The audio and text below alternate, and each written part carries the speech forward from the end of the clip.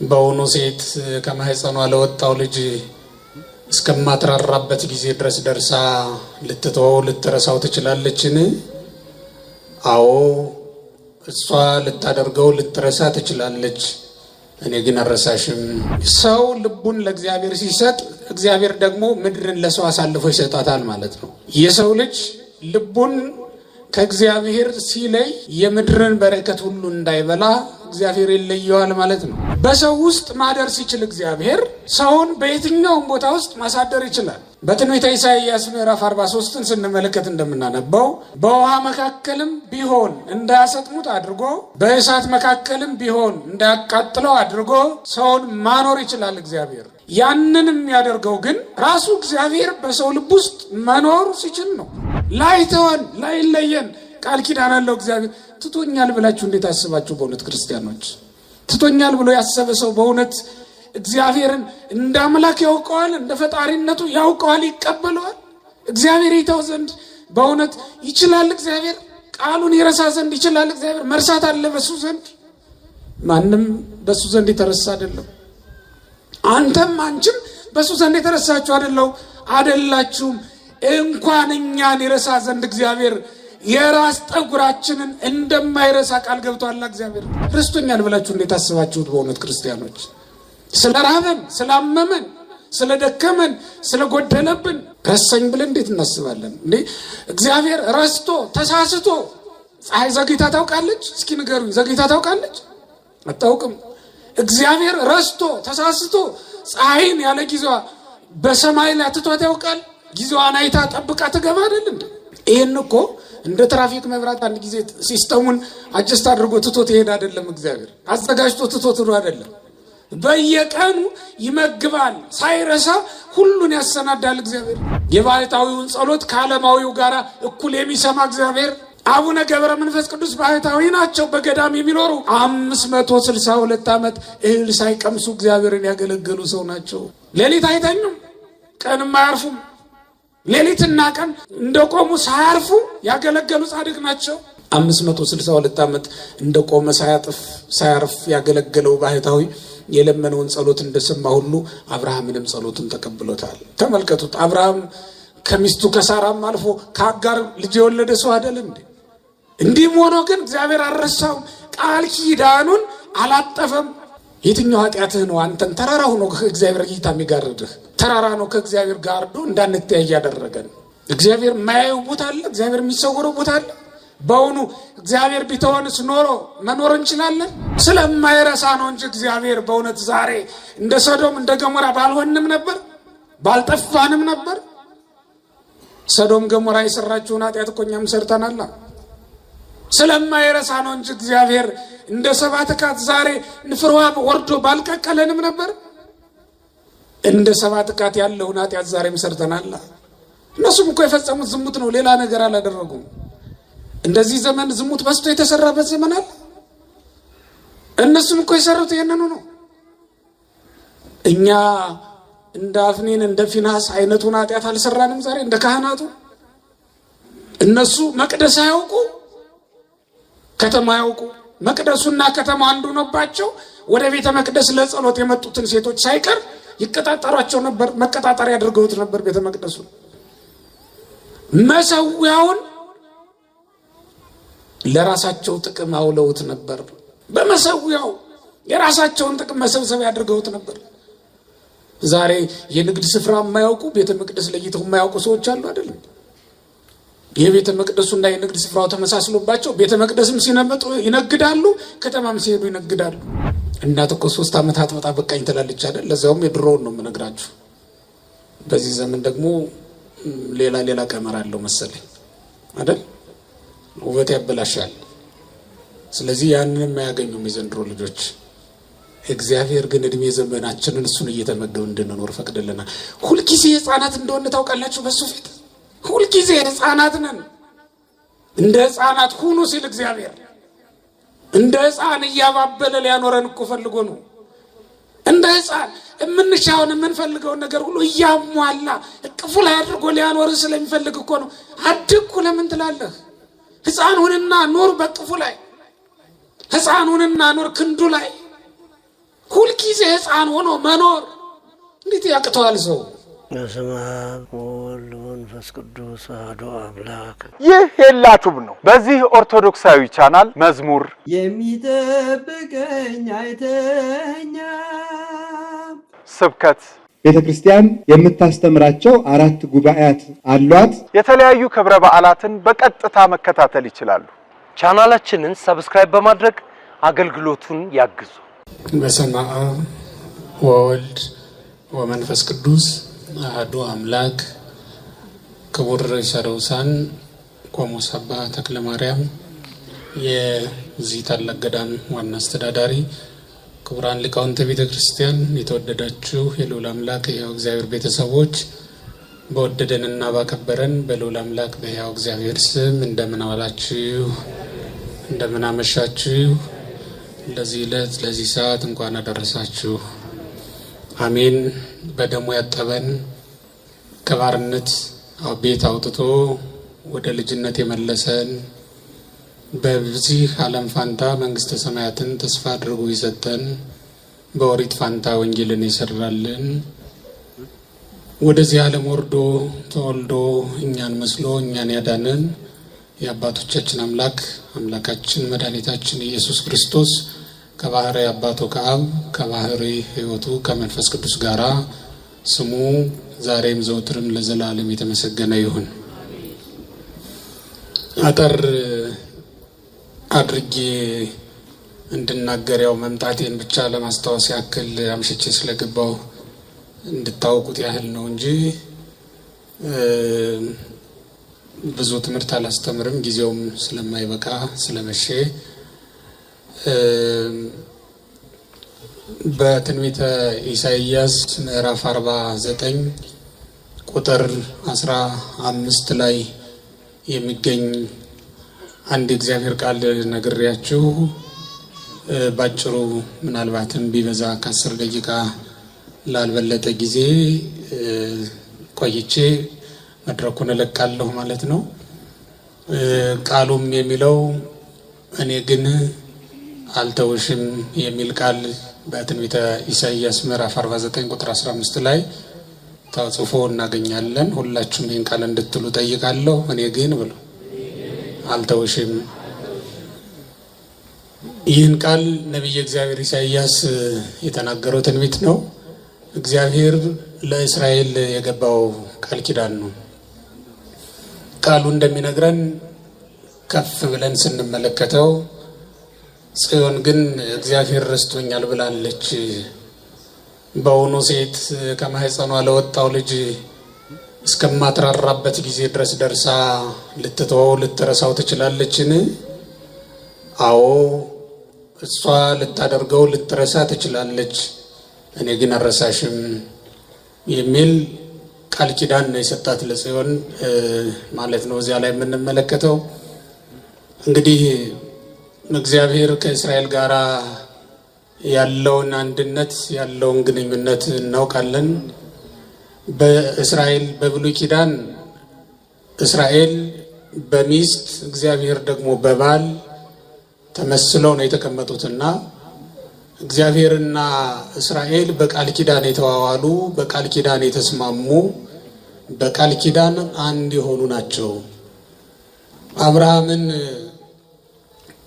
ከነበረበት ካደገበት ምድር ከካራን ካወጣው ጊዜ ጀምሮ እግዚአብሔር ለአብርሃምና ለዘሩ በገባው ቃል መሰረት እስራኤልን እንደ ሚስት የሚጠብቃት የሚንከባከባት የሚመግባት ሆኗል። ያም ማለት ለቤተሰብነት የመረጣት ርስቱ ስለነበረች በምድር ላይ እግዚአብሔር ሌላ ርስት የለውም፣ የሰው ልጅ ነው ርስቱ። አብርሃምንም የመረጠበት ምክንያት ለርስትነት ነው። ርስቱን አብርሃምን ግን በመረጠው ስፍራ ላይ ተክሎታል። እኔ ወደማሳይህ ምድር ውጣ ብሎ የተከለው ማርና ወተት ወደምታፈሰው ምድር አስገብቶ የተመረጠችውንና የከበረችውን ምድር ርስቱ ለሆነው ለአብርሃም ሰጥቶታል ማለት ነው። አብርሃም ለእግዚአብሔር የተመረጠ ርስት ነው። ለአብርሃም ደግሞ ኢየሩሳሌም የተመረጠች ርስት ናት። ኢየሩሳሌምን አብርሃም በቃል ኪዳን ወርሷታል። አብርሃምን ደግሞ እግዚአብሔር በቃል ኪዳን ተቀብሎታል። ቅብብሎሹ እንደዚያ ነው። ሰው ልቡን ለእግዚአብሔር ሲሰጥ እግዚአብሔር ደግሞ ምድርን ለሰው አሳልፎ ይሰጣታል ማለት ነው። የሰው ልጅ ልቡን ከእግዚአብሔር ሲለይ የምድርን በረከት ሁሉ እንዳይበላ እግዚአብሔር ይለየዋል ማለት ነው። እግዚአብሔር ከሰው ጋር ሲሆን በምድር ያለው ማንኛውም ነገር ለሰው ልጅ ይሆናል ማለት ነው። የሚገባውና ሰዎች ሁሉ የሚያደርጉት ነገር ብቻ አይደለም። የማይገባውና ለሰው ያልተሰጠው ነገር ሁሉ ለሰው የሚሆንበት ጊዜ አለ። ያም የሆነው የሰው ልጅ ራሱን ለእግዚአብሔር የሰጠ እንደሆነ ነው። ሰው ራሱን ለእግዚአብሔር ሲሰጥ እግዚአብሔር ደግሞ ሁሉን ነገር ለሰው አሳልፎ ይሰጣል። ምድርም ብቻ አይደለም፣ በምድር ያለውን ብቻም አይደለም፣ ሰማይንና በሰማይ ያለውን ሁሉ እግዚአብሔር ለሰው ይሰጣል። እግዚአብሔር ሰውን መኖሪያው ሲያደርገው ምድርን ለሰው መኖሪያ ያደርጋታል። የሰው ልጅ በየትኛውም ምድር ላይ ቢኖር መኖር የሚችለው እግዚአብሔርን እሱ ደግሞ ለእግዚአብሔር ምቹ መኖሪያ የሆነለት እንደሆነ ነው። በሰው ውስጥ ማደር ሲችል እግዚአብሔር ሰውን በየትኛውም ቦታ ውስጥ ማሳደር ይችላል። በትንቢተ ኢሳይያስ ምዕራፍ 43ን ስንመለከት እንደምናነበው በውሃ መካከልም ቢሆን እንዳያሰጥሙት አድርጎ በእሳት መካከልም ቢሆን እንዳያቃጥለው አድርጎ ሰውን ማኖር ይችላል እግዚአብሔር። ያንን የሚያደርገው ግን ራሱ እግዚአብሔር በሰው ልብ ውስጥ መኖር ሲችል ነው። እግዚአብሔር የነገሰበትን ከተማ ማን ይደፍረዋል? ጽኑ ንጉሥ የነገሰባትን ከተማ ሰራዊት የገነባ ንጉሥ በየትኛውም ሀገር ሂዶ ዘምቶ ድል አድርጎ ይመለሳል እንጂ ድል አይነሳም። እንደምታውቁት የነገሰባትን ከተማ አያስደፍራትም። አጥሯ ቅጥሯ የጸና ነው። ውሃዋን የሚቀዳት ሳሯን የሚነቅላት አንድም ወንድ የለም። እግዚአብሔር የነገሰበትንም ሰው ልክ እንደዚያው ነው። የራሱን ጠጉር ሳይቀር እግዚአብሔር ቆጥሮ ተረክቦታልና ማንም ሰው ያለ እግዚአብሔር ፈቃድ የራሱን ጠጉር መንቀል አይችልም። ለዚህም ነው በቅዱስ መጽሐፍ ወለክሙሰ ስዕርተ ርእስክሙ ሁሉ ቁይቱ ይላል። በማቴዎስ ወንጌል ምዕራፍ 10 ላይ ለእናንተስ የራስ ጠጉራችሁ ሳይቀር የተቆጠረ ነው ይላል እግዚአብሔር። የራስ ጠጉራችሁ ሳይቀር የቅዱሳን የተቆጠረ ነው። የእግዚአብሔር ከተሞች ናቸውና እነሱ ራሳቸው የተቆጠረውን ማንም ሊነካው አይችልም። እግዚአብሔር ቆጥሮ ተረክቧቸዋል። ቅዱሳንን አጥንታቸውን አይደለም፣ ሰውነታቸውን አይደለም፣ የራስ ጠጉራቸውን ከራስ ጠጉራቸው አንዷን ዘለላ ያለ እግዚአብሔር ፈቃድ ነፋስም ቢሆን ነቅሎ ሊወስዳት አይቻለውም ማለት ነው። ካልተፈቀደለት ማንም ምን በእነሱ ላይ ማድረግ አይቻለውም። ለምን? የእግዚአብሔር ከተማ ስለሆኑ። የሚፈራ ንጉሥ፣ ጽኑ ንጉሥ የነገሰባትን ከተማ ማን ይደፍራታል? አጥሯም ቅጥሯም የማይደፈር ጽኑ ነው አይደለም? የማይደፈር ጽኑ ነው። ማንም ቢሆን በኃይል ከእግዚአብሔር ጋር ይነጻጸራል። እግዚአብሔርን ሊደፍረው የሚችል ማንም የለም። ሰው በቃል ኪዳን ለእግዚአብሔር የተሰጠ ሲሆን ቃል ኪዳኑን አክብሮ መኖር ሲችል እግዚአብሔር ደግሞ በቃል ኪዳን ምድርን በጠቅላላ ይሰጠዋል። ሁሉንም ለሰው ልጅ ይሰጣል ማለት ነው። ሁሉን ለሰው ይሰጣል እግዚአብሔር። እስኪ ያስቡት። ከአለት ላይ ውሃ ላውጣ ቢል፣ ውሃ ላፍልቅ ቢል የሰው ልጅ ማን ይከለክለዋል? የእግዚአብሔር ሆኗል። አንድ ጊዜ አለትም ቢሆን ይታዘዝለታል፣ ፀሐይ ጨረቃም ቢሆን ይታዘዙለታል። ፀሐይ ጨረቃ ለኢያሱ እንደታዘዙለት ቀን ቢያጥረው ጊዜ ቢያንሰው ፀሐይና ጨረቃን ወደ ማዘዝ ገባ። ተመልከቱት። እስራኤልን በእስራኤል ላይ ነው የተሾመ ለጊዜው እንዲመራቸው እንዲያስተዳድራቸው። እኔ ከአንተ ጋር ነኝ፣ አልጥልህም፣ አልተውህም፣ ከሙሴ ጋር እንደነበሩ ከአንተ ጋር ሆናለሁ ብሎ ቃል ኪዳን ገባለት እግዚአብሔር። በመጽሐፈ ኢያሱ ምዕራፍ 1 ቁጥር 5 ላይ እንደምንመለከተው ኢያሱ 1:5 ላይ እንደተጻፈው እኔ አልጥልህም አልተውም ከሙሴ ጋር እንደነበሩ ከአንተ ጋር ሆናለሁ አለው እግዚአብሔር። ከሙሴ ጋር እንደነበርኩ ከአንተ ጋር ሆናለሁ። እስኪ በሉቴን ቃል ከማን ጋር እንደነበረ ከማን ጋር ሆነ? ይሄ ማለት ሐሳቡን በደንብ ሙሴና ኢያሱን አይደለም እዚህ ላይ የሚፈልገው እግዚአብሔር። ከአበው ጋር እንደነበርኩ ከትውልዱም ጋር እኖራለሁ ማለቱ ነው እግዚአብሔር። ከውሉድም ጋር እግዚአብሔር ይኖራል። ከማን ጋር እንደነበረ? ከአበው ጋር የነበረ እግዚአብሔር ከትውልድም ጋር ይኖራል። ከአብርሃም ጋር ነበረ እግዚአብሔር፣ ከይስሐቅም ጋር ነበረ እግዚአብሔር፣ ከያዕቆብም ጋር ነበረ እግዚአብሔር፣ ከዳዊት ጋር ነበረ እግዚአብሔር፣ ከሰሎሞን ጋር ነበረ እግዚአብሔር። ከማቴዎስ ጋር ገብቶ ወንጌል ሰብኳል። ከቶማስ ጋር ገብቶ ወንጌል ሰብኳል። ከዮሐንስ ጋር ገብቶ ወንጌል ሰብኳል። በሁሉም ቦታ እግዚአብሔር ከአባቶቻችን ጋር ነበረ። ከኛስ ጋር ይኖራል አይኖርም? ምክንያቱም ከሙሴ ጋር እንደነበር ከማን ጋር ሆኗል? ከኢያሱ ጋር ሆኗል። ከአበው ጋር የነበረ እግዚአብሔር ከውሉድም ጋር ይኖራል። ይሄ ቃል ኪዳኑ ነው። እግዚአብሔር የማይፈርስ የዘወትር ቃል ኪዳኑ ነው። እግዚአብሔር ቃሉን ይጠብቃል አይጠብቅም? ሰው ነው ቃሉን የሚያፈርሰው። እኔ ግን ያለ ለዚህ ነው እግዚአብሔር እኔ ግን አልተውሽም። ለምን? እናት ልጇን ትረሳለች፣ ትተዋለች። እናት ቃሏን ታፈርሳለች። ቃሉን የማያፈርስ ማን ብቻ ነው? እግዚአብሔር ነው። ወገኖቼ እግዚአብሔር ከኛ ጋር ቃል አለው፣ ከኛ ጋር ኪዳን አለው። ላይተወን ላይለየን ቃል ኪዳን አለው። እግዚአብሔር ትቶኛል ብላችሁ እንዴት አስባችሁ? በእውነት ክርስቲያኖች ትቶኛል ብሎ ያሰበ ሰው በእውነት እግዚአብሔርን እንደ አምላክ ያውቀዋል፣ እንደ ፈጣሪነቱ ያውቀዋል፣ ይቀበለዋል። እግዚአብሔር ይተው ዘንድ በእውነት ይችላል? እግዚአብሔር ቃሉን ይረሳ ዘንድ ይችላል? እግዚአብሔር መርሳት አለ በሱ ዘንድ? ማንም በሱ ዘንድ የተረሳ አይደለም። አንተም አንቺም በሱ ዘንድ የተረሳችሁ አይደላችሁም። እንኳን እኛን ይረሳ ዘንድ እግዚአብሔር የራስ ጠጉራችንን እንደማይረሳ ቃል ገብቷል። እግዚአብሔር ረስቶ የራስ ጠጉሩን አጉድሎ የፈጠረው ሰው አለ? ከኛ መካከል እግዚአብሔር ረስቶ በጣቶቹ ላይ ጥፍር ያላበቀለለት ሰው አለ እንዴ? እግዚአብሔር ከኛ መካከል ረስቶ እግዚአብሔር ዓይን ያልተከለለት ሰው አለ እንዴ? ከኛ መካከል ረስቶ እግዚአብሔር አካል ያጎደለበት ሰው አለ እንዴ? ይህን ያክል የማይረሳ ከሆነ እግዚአብሔር ረስቶኛል ብላችሁ እንዴት አስባችሁት? በእውነት ክርስቲያኖች ስለራበን፣ ስላመመን፣ ስለደከመን፣ ስለጎደለብን ረሳኝ ብለን እንዴት እናስባለን እንዴ? እግዚአብሔር ረስቶ ተሳስቶ ፀሐይ ዘግይታ ታውቃለች? እስኪ ንገሩኝ፣ ዘግይታ ታውቃለች? አታውቅም። እግዚአብሔር ረስቶ ተሳስቶ ፀሐይን ያለ ጊዜዋ በሰማይ ላይ አትቷት ያውቃል? ጊዜዋን አይታ ጠብቃ ትገባ አይደል እንዴ?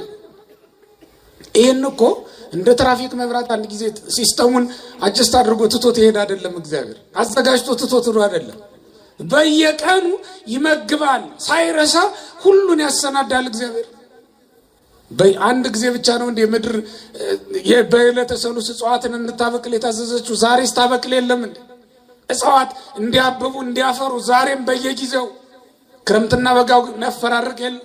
እግዚአብሔር ረስቶት ክረምቱን እንዳስገባው ትቶት ያውቃል? ተኝቶ ያውቃል? ዘንግቶት ያውቃል? በጊዜው ክረምቱ ይመጣል፣ በጋው ሲመጣ ደግሞ ዝናቡ ይቆማል። ደመናት የሚመጡት በጊዜያቸው ነው። ውሃ የሚቀዱት በታዘዙበት ጊዜ ነው። ደመና እኮ ዛሬም አለ፣ የበጋ ደመና ግን ውሃ ቀድቶ ከውቅያኖስ ውሃ ጠልፎ አምጥቶ በምድር ላይ ሲያፈሳ እንመለከተውም። ለምን? እግዚአብሔር አይረሳማ፣ በሰዓቱ ነው የሚያደርገው። አይረሳህም። እግዚአብሔር አይረሳንም፣ አይተወንም። እግዚአብሔር እንዲህ ያለ የታመነ አምላክ ነው። አይረሳንም በሉ ክርስቲያኖች፣ አይረሳንም። መቼም ማንንም አይተውም። ቢረሳህ እኮ ነው ያለ ሰይጣን ነው። ጸሎትሽን ያልተቀበለሽ እኮ ቢንቅሽ ነው ቢተውሽ ነው ብሎ የሚናገር ሰይጣን ነው ይህን የሚያሳስብ። እግዚአብሔር ማንንም አይተውም ክርስቲያኖች። የማንንም ጸሎት አይንቅም፣ ይቀበላል። እስኪ ተመልከቱት። በበረሃ ያሉትና አቡነ አሮን ፀሐይ ትቁምልን በሰማይ ብለው ጸለዩ፣ ተቀበላቸው። በከተማ ያሉት ህዝብ የሚመሩት በስልጣን ላይ የነበሩት እነ ኢያሱም ፀሐይን ጨረቃን አቁምልን አዘግይልን ብለው ለመኑ፣ ተቀበላቸው። ኢያሱ ባለ ትዳር ነው፣ የልጅ አባት ነው፣ ባለ ሚስት ነው። አሮን ደግሞ መነኩሴ ነው፣ ባህታዊ ነው። የባህታዊውን ጸሎት ከዓለማዊው ጋር እኩል የሚሰማ እግዚአብሔር። አቡነ ገብረ መንፈስ ቅዱስ ባህታዊ ናቸው፣ በገዳም የሚኖሩ 562 ዓመት እህል ሳይቀምሱ እግዚአብሔርን ያገለገሉ ሰው ናቸው። ሌሊት አይተኙም፣ ቀንም አያርፉም። ሌሊትና ቀን እንደቆሙ ሳያርፉ ያገለገሉ ጻድቅ ናቸው። 562 ዓመት እንደቆመ ሳያርፍ ያገለገለው ባህታዊ የለመነውን ጸሎት እንደሰማ ሁሉ አብርሃምንም ጸሎቱን ተቀብሎታል። ተመልከቱት። አብርሃም ከሚስቱ ከሳራም አልፎ ከአጋር ልጅ የወለደ ሰው አይደል እንዴ? እንዲህም ሆኖ ግን እግዚአብሔር አልረሳውም፣ ቃል ኪዳኑን አላጠፈም። የትኛው ኃጢአትህ ነው አንተን ተራራ ሆኖ እግዚአብሔር እይታ የሚጋርድህ? የትኛው ተራራ ነው ከእግዚአብሔር ጋርዶ እንዳንተያይ ያደረገን? እግዚአብሔር የማያየው ቦታ አለ? እግዚአብሔር የሚሰወረው ቦታ አለ? በእውኑ እግዚአብሔር ቢተወንስ ኖሮ መኖር እንችላለን? መኖር እኮ አንችልም። የተዋችሁት ቤት በበነጋው በሌላ ቀን ብትሄዱ ሸረሪት ወርሶት አይደል የምታገኙት? የተዋችሁትን የማትኖሩበትን ስፍራ ግድግዳው ነቅቶ ፈራርሶ አይደል የምታገኙት? ወድቆ እቃው ያስቀምጣችሁት ረስታችሁት ትንሽ ቀን ብትቆዩ። እግዚአብሔር የሚረሳ ቢሆን ኖሮ በእውነት እንዴት በተተውነ ነበር? ስለማይረሳ ነው እንጂ እግዚአብሔር በእውነት ዛሬ እንደ ሰዶም እንደ ገሞራ ባልሆንም ነበር፣ ባልጠፋንም ነበር። ሰዶም ገሞራ የሰራችውን ኃጢአት እኮ እኛም ሰርተናል። ስለማይረሳ ነው እንጂ እግዚአብሔር እንደ ሰባት ካት ዛሬ ንፍርዋ ወርዶ ባልቀቀለንም ነበር። እንደ ሰባት ካት ያለውን ኃጢአት ዛሬም ሰርተናል። እነሱም እኮ የፈጸሙት ዝሙት ነው፣ ሌላ ነገር አላደረጉም። እንደዚህ ዘመን ዝሙት በዝቶ የተሰራበት ዘመን አለ። እነሱም እኮ የሰሩት ይሄንኑ ነው። እኛ እንደ አፍኒን እንደ ፊናስ አይነቱን ኃጢአት አልሰራንም ዛሬ እንደ ካህናቱ። እነሱ መቅደስ አያውቁ፣ ከተማ አያውቁ። መቅደሱና ከተማ አንዱ ነውባቸው። ወደ ቤተ መቅደስ ለጸሎት የመጡትን ሴቶች ሳይቀር ይቀጣጠሯቸው ነበር፣ መቀጣጠሪያ አድርገውት ነበር ቤተ መቅደሱ። መሰዊያውን ለራሳቸው ጥቅም አውለውት ነበር። ተመልከቱት። ነገር ህዳር 21 ላይ ምናልባት በሰፊው ታሪኩን ተሰሙት ይሆናል። በመሰዊያው የራሳቸውን ጥቅም መሰብሰቢያ አድርገውት ነበር። ዛሬ የንግድ ስፍራ የማያውቁ ቤተ መቅደስ ለይተው የማያውቁ ሰዎች አሉ አይደለም? የቤተ መቅደሱና የንግድ ስፍራው ተመሳስሎባቸው ቤተ መቅደስም ሲነመጡ ይነግዳሉ፣ ከተማም ሲሄዱ ይነግዳሉ። እንደዚህ ሆነው ይኖራሉ። ቤተ እግዚአብሔርና ከተማው ተቀላቅሎባቸው በቤተ እግዚአብሔር ቅጥር አካባቢ ራሱ ፈቃደ ስጋቸው የሚፈጽሙ ሰዎች እኮ አሉ። በአፍኒን በፊናስ ዘመን የተደረገው ኃጢአት በእኛ ዘመን አልተደረገም ትሉኝ ዘንድ ትችላላችሁ? ማስረጃ አላችሁ? እንዴት ሊሆን ይችላል? የአደባባይ ጉዳይ አይደል? ስለዚህ እግዚአብሔር ትቶናል እንዴት እንላለን? ቢተውን ኑሮ ፀሐይ ዛሬ መውጣት ነበረበት። ቢረሳን ኑሮ ማልትና ሌሊት መፈራረቅ ነበረበት እንደ ኃጢአታችን ብዛት። ስለዚህ እግዚአብሔር አልተወንም። እኔ ግን የሚለው በጣም የሚያጽናና ቃል በእውነት እኔ ግን አልረሳሽ። ሁሉም ቢተው ሰው ቢሆን እኮ ይተዋል። ምክንያቱም በአንድ ወቅት እንዲህ ተብሎ ነበር። ቅዱስ ጴጥሮስ እንዲህ አለ፣ እመኔ ኩሎ ምክህዶ ከአንሰ ይክህደከ። ሁሉም ቢክዱ እኔ ግን ምን አልልም አልክድህም አለ። ግን አልካደም እኔ ግን አልተውሽም ብሎ ከእናትና ከአባትሽ የለየሽ ባልሽ ሊተውሽ ይችላል።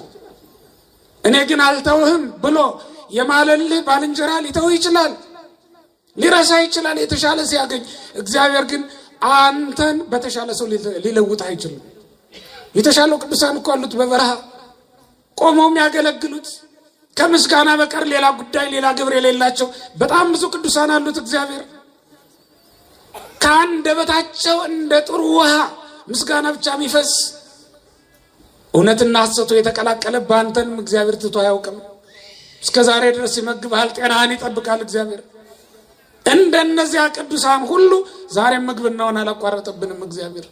አይልቁንም አብልጦ እያደረገልን ነው። እነሱ በቀን አንድ ጊዜ ነው የሚመገቡት፣ እኛ ግን በቀን 3 ጊዜ 4 ጊዜ ምናልባትም ከዚያ በላይ ልንመገብ እንችል ይሆናል። አልተወንም ዛሬም እግዚአብሔር።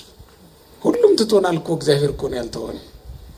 ሁሉም ትቶን እሱ ነው። እኔ ግን አልተውሽም ይላል እግዚአብሔር። ይህን ቃል አስታውሱ ክርስቲያኖች። በጨለማም ቢሆን በብርሃንም ቢሆን ይህን ቃል አስቡ። እኔ ግን አልተውሽም ያለሽን እግዚአብሔርን ያለህን እግዚአብሔርን ከነፍስህ ጋር ይሄ ቃል ኪዳን እንዳለው አስብ። ከነፍሳችን ጋር ይህን ቃል ኪዳን ተጋብቷል እግዚአብሔር። አይተወንም፣ ለዘላለም ላይጥለን ላይተወን ቃል ገብቷል። በደሙ ገዝቶ ገንዘቡ አድርጎናል እግዚአብሔር። ገንዘቡን እንዴት ይረሳል? እስኪ ያስቡት። የገንዘብ ይኖራችሁ ሰው እጅ ላይ ሆኖ እኮ ታስቡታላችሁ አይደል እንዴ? ገንዘባችሁን የእናንተ ነውና ረስታችሁት ልትተውት አትችሉም። ገንዘባችሁ ስለሆነ ሀብታችሁ ስለሆነ እኛም ዛሬ ምንም እንኳን ኃጢአት እያባበለች ወስዳ በሰይጣን እጅ ብታስገባንም እግዚአብሔር ግን አይተውንም። ገንዘቦቹ ነና በደሙ የገዛን ገንዘቦቹ ነና መስቀል ላይ ወጥቶ መከራ የተቀበለልን በግርፋቱ በሰንበሩ በደሙ በመከራው የገዛን ያዳነን ፈውስን የሰጠን እሱ እግዚአብሔር ጌታችን ነው። የነፍሳችን ጌታዋ ነው። ክርስቲያኖች ጌታዋ ነውና ነፍሳችንን ሊተዋት አይችልም። ቤትህን ትተዋለህ፣ እንዴት ልትረሳው ትችላለህ? ቤትህ ይጠፋል፣ እንዴት ልትረሳው? ሊጠፋ ይችላል። ምናልባት ሌላ ሰው ይሆናል እኮ የሚኖርበት፣ ግን አትረሳውም፣ አንተውም።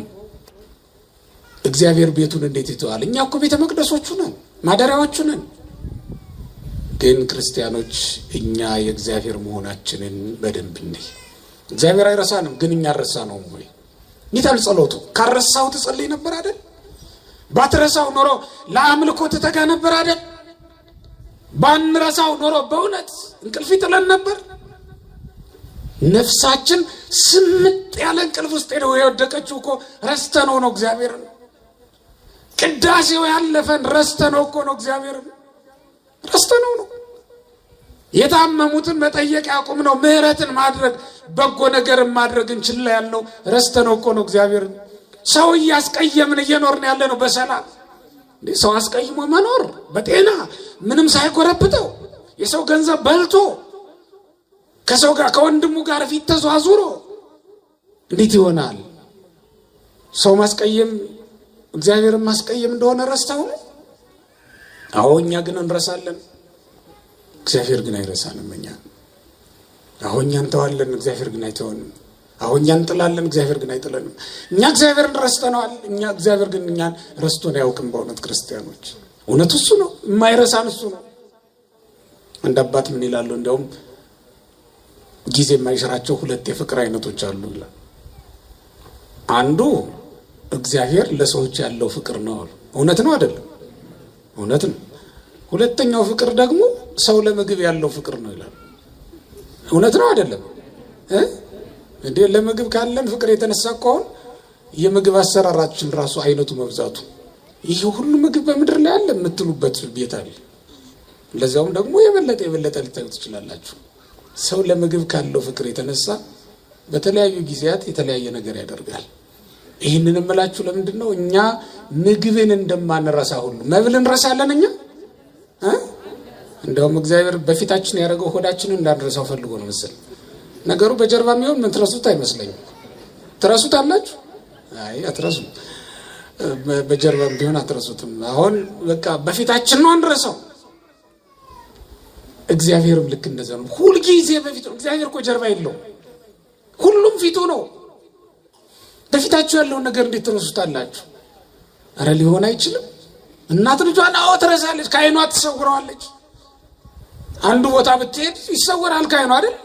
በገረድ በሰራተኛ እጅ ጥላው ትሄዳለች። እግዚአብሔር ግን በሰራተኛ እጅ ጥሎን የሚሄድ አምላክ አይደለም። በማንም እጅ አይጥለንም። ሁልጊዜ በእጁ ነን። የሚያሳድገን እሱ ነው። በሞግዚት አይደለም የሚያሳድገን፣ በራሱ ነው የሚያሳድገን። ራሱን ተመግበን ነው የምናድገው። እናት እኮ 3 ዓመት አጥብጣ በቃኝ ትላለች አይደል? ለዛውም የድሮውን ነው የምነግራችሁ። በዚህ ዘመን ደግሞ ሌላ ቀመር አለው መሰለኝ አይደል? ውበት ያበላሻል። ስለዚህ ያንን የማያገኙም የዘንድሮ ልጆች። እግዚአብሔር ግን እድሜ ዘመናችንን እሱን እየተመገብ እንድንኖር ፈቅድልናል። ሁልጊዜ ህፃናት እንደሆነ ታውቃላችሁ። በሱ ፊት ሁልጊዜ ህፃናት ነን። እንደ ህፃናት ሁኑ ሲል እግዚአብሔር እንደ ህፃን እያባበለ ሊያኖረን እኮ ፈልጎ ነው። እንደ ህፃን የምንሻውን የምንፈልገውን ነገር ሁሉ እያሟላ እቅፉ ላይ አድርጎ ሊያኖር ስለሚፈልግ እኮ ነው። አድግኩ ለምን ትላለህ? ህፃን ሁንና ኑር በቅፉ ላይ፣ ህፃን ሁንና ኑር ክንዱ ላይ። ሁልጊዜ ህፃን ሆኖ መኖር እንዴት ያቅተዋል ሰው? ማደግ እኮ ነው አይደል? ከባዱ ነገር ስታድግ ሁሉን ትሸከማለህ፣ ራስህን ቻል ትባላለህ። በእግዚአብሔር ዘንድ ግን ራስህን ቻል የሚባል ነገር የለም። አንተን ራሱ የሚችልህ ራሱ እግዚአብሔር ነው። ራሱ እግዚአብሔር ነው። ተመልከቱ። አብርሃምን ሚስት አግብቷል፣ አገር አቅንቷል። ከ75 ዓመት በኋላ እየተከተለ እግዚአብሔር ይመግባል፣ መሬት ያስለቅቅለታል፣ ሞገስ ይሆናል፣ እየተከተለ ውሃ ያፈልቅለታል፣ እየተከተለ ተመልከተው። እስራኤል ከ600 ሺህ በላይ ናቸው። ያንን ሁሉ ህዝብ እየተከተለ ይመግባል እግዚአብሔር።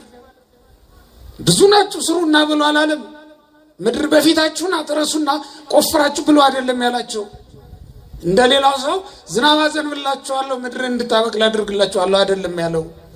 ራሱ ምግብ እያመጣ መገበ። ያን ሁሉ እንደ ህፃን ሆኖ መኖር እንዴት ያቅተዋል ሰው? በእውነት ክርስቲያኖች እንደ ህፃን ብትሆንለት እኮ እግዚአብሔር አንተ እያባበለ እንባህን እየጠረገ ያኖርህ ነበር።